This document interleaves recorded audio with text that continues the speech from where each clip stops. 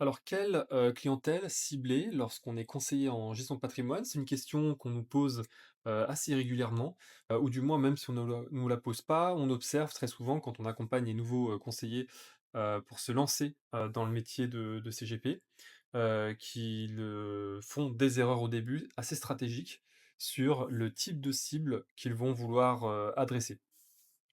Pour simplifier dans cette vidéo, je vais partir sur 3 types de cibles. Alors la première cible, ça va être, on va commencer du coup, graduellement par les petits patrimoines. Alors quand j'entends petit patrimoine, je vais prendre à peu près, des revenus moyens annuels nets de 30 000 € approximativement, par personne. Donc si on accompagne un foyer de 2 personnes, un couple, on serait sur des revenus annuels d'environ 60 000 € à l'année net et sur un patrimoine, parce que là, du coup, on parle plutôt en termes je parlais plutôt en termes de salaire, mais ce qui est important aussi, c'est au niveau du patrimoine, moins de 50 000 € d'actifs nets, de liquidités à côté. Je compte pas forcément, la résidence principale. On va avoir, soit des profils, techniciens, ouvriers ou, éventuellement aussi des gens qui s des CSP, on va dire, un plus, cadres, mais des personnes qui sont assez jeunes, généralement de moins de 30 ans. On va retrouver pas mal de personnes dans cette catégorie-là. Alors, est-ce que c'est, une bonne cible?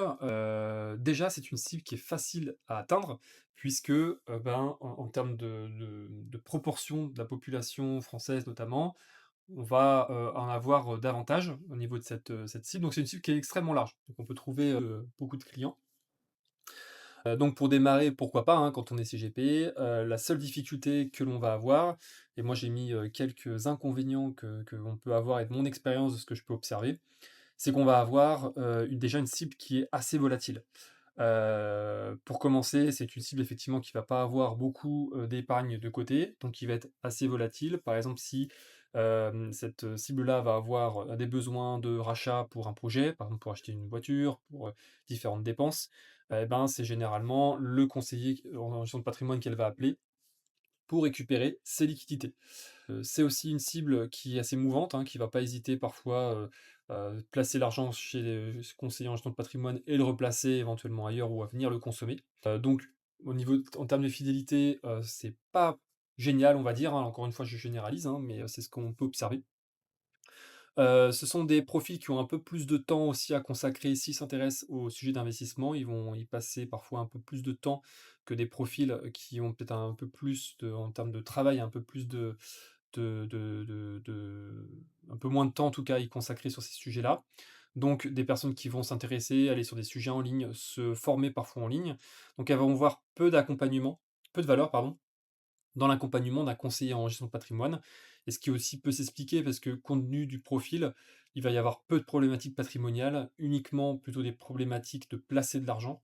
Enfin, le potentiel vraiment d'un CGP ne sera pas exploité à 100 et donc elles vont voir peu de, plus-value à l'accompagnement d'un CGP et donc le CGP aura énormément de difficultés à valoriser ses honoraires, qui seront jugés trop chers par ce type de cible, ou éventuellement de valoriser des commissions supplémentaires des commissions en plus pour payer son travail de suivi que n'aurait pas, par exemple, une plateforme en ligne, là où peut-être, cette type de cible ira davantage placer son argent.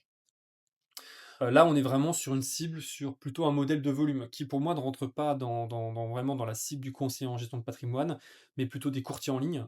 Par exemple, quand vous allez voir effectivement des courtiers en ligne en assurance, assurance vie, en, compte titres, en SCPI par exemple, et bien, effectivement, ces courtiers en ligne vont faire beaucoup de volume, mais sur des tickets assez faibles.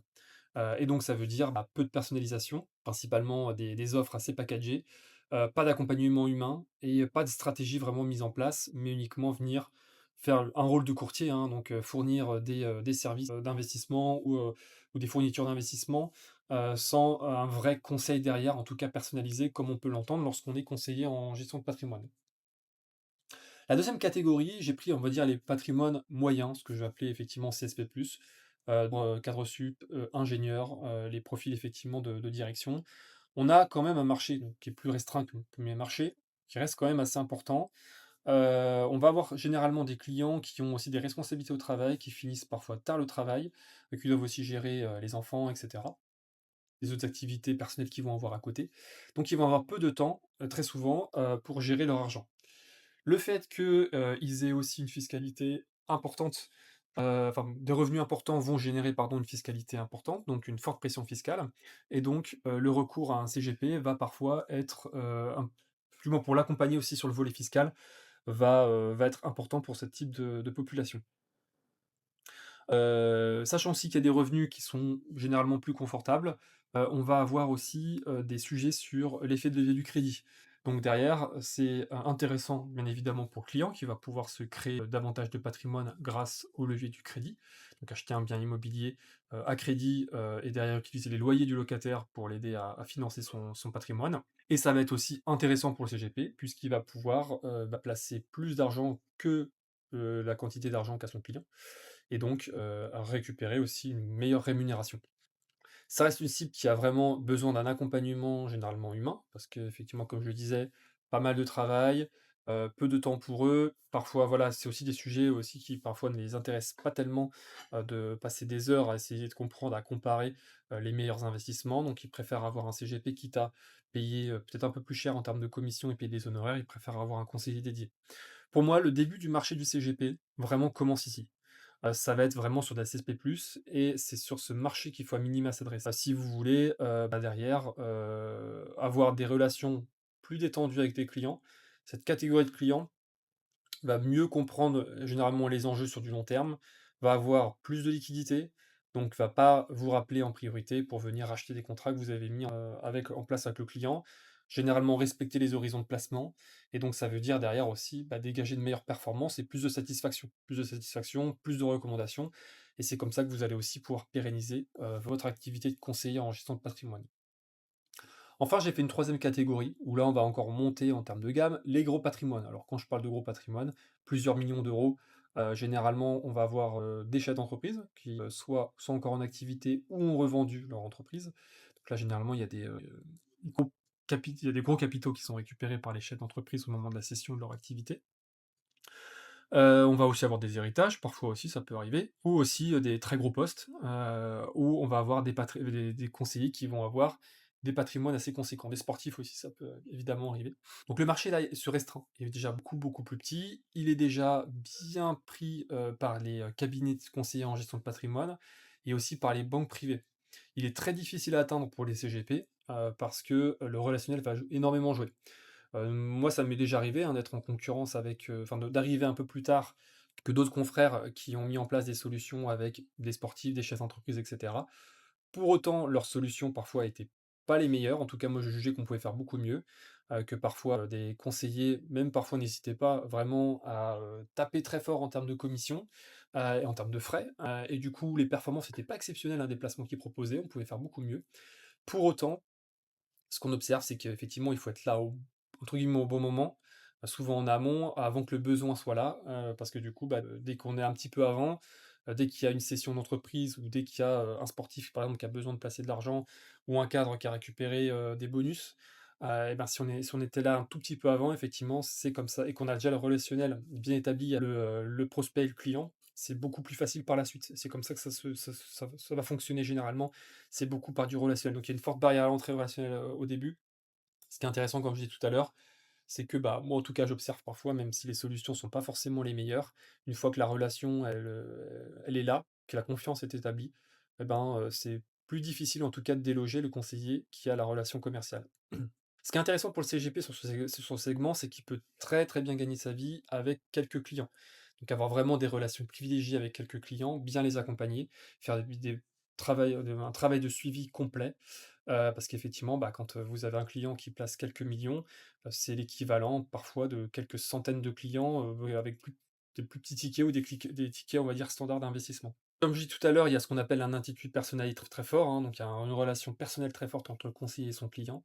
Ce qui est un avantage une fois qu'on est en place, ce qui est un inconvénient pour rentrer avec des nouveaux clients et ce qui est aussi un inconvénient si on se place à très long terme sur la cession du portefeuille client. Le jour où le CGP veut revendre son patrimoine, professionnel, hein, veut revendre sa clientèle, ça va être un peu plus compliqué parce que, très souvent, la relation forte entre le client, et le CGP va faire que, la cession va être un petit peu plus compliquée. Et puis évidemment, il y a un risque fort sur l'activité. S Pour l'activité du CGP, hein, s'il perd son client, il a 3 clients, il en perd 1, bah, c'est peut-être un tiers, voire plus de son chiffre d'affaires qui va baisser. Donc voilà, c'est aussi les inconvénients. Moi, généralement, ce que je recommande, c'est de venir de toute manière, pas forcément ciblé sur une seule catégorie, mais venir panacher. De pas faire l'erreur, en fait, d'aller sur des trop petits tickets, parce que là, clairement, vous allez perdre votre temps. Ce sont des parfois même des clients qui sont très exigeants envers les CGP, peu exigeants envers eux-mêmes, donc ils vont vous imposer aussi des délais, de la pression, racheter rapidement leurs capitaux, ce qui a été placé, si ça va pas directement dans le bon sens, ils sont parfois assez exigeants. Pour autant, ils sont pour un CGP, en tout cas, c'est pas forcément rentable. C'est pas là où il va créer le plus de valeur. Il faut vraiment s'adresser sur un marché à partir du CSP+, et après les gros patrimoines, généralement, viendront de manière assez naturelle par le scope de la recommandation, qui est, bah, du coup, un levier de développement qui est extrêmement puissant. Voilà ce que je peux dire au niveau de mes conseils. C'est important dès le départ de bien cibler quel type de clients vers lesquels vous voulez aller. Je pense que ça vous fera gagner beaucoup, beaucoup de temps. J'espère que cette vidéo vous a plu, n'hésitez pas à liker, à commenter si vous avez des questions. Je vous mets en lien en description, de la vidéo, un lien pour, en savoir un peu plus sur ce que l'on fait, notre accompagnement pour les CGP, pour les personnes qui veulent se reconvertir dans ce métier, et éventuellement pouvoir échanger avec moi ou une personne de mon équipe, sur notre accompagnement. Je vous dis à très bientôt.